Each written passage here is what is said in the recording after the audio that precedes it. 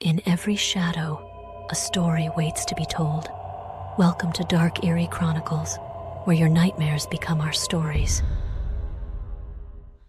We left and came back to Lahore. You'd think that once we left Eagle's Nest, once we got away from that cursed room, everything would go back to normal. I thought so too. But evil doesn't care about geography. It doesn't live in walls. It lives in memory. And sometimes it follows you home. We reached Lahore just after New Year's. The city was alive, noisy, chaotic, familiar. Hyder was back at work within days, and I tried to forget. At first it was fine. We settled into married life. But then, small things started happening again.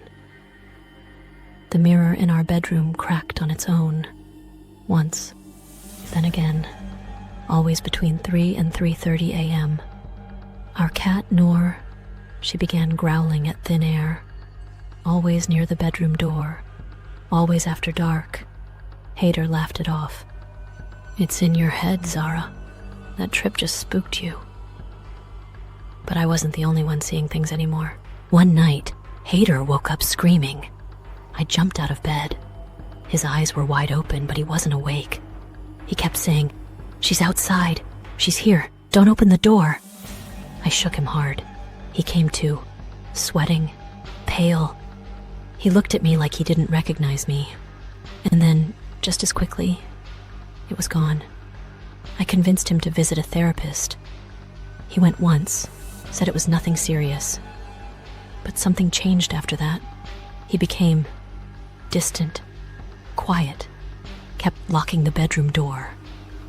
From the inside. One night, I heard him whispering in the bathroom. I pressed my ear to the door. "Please, not here. This is our home. Please." A pause. "I didn't choose you. You know I didn't choose you." I ran in, thinking he was on the phone. But he was alone, staring into the mirror. I asked who he was talking to. He looked at me, eyes glassy. "She's mad at you." I froze. "Who, Hyder?" He said one word, barely audible. "Zora." I contacted the hotel in Hunza again. The manager was gone. Left months ago, I was told. No forwarding address. No staff even remembered room 7. It was like the place tried to erase itself. I tried burning sage. A friend sent me to a spiritual healer. I even asked my daddy to pray. Nothing helped, because it wasn't the room. It wasn't the hotel. It was Hyder. She had chosen him. 3 weeks later, I came home from my cousin's Mendi late at night. Our bedroom light was off. I knocked. No answer. I opened the door and found him standing near the window, whispering again. This time, I didn't interrupt. I just listened. "She can't take my place," he said. "You promised." Then, in a voice that wasn't his, I heard a woman laugh. It came from him. I turned on the light. Hyder looked at me like I was a stranger. His eyes turned red just for a second.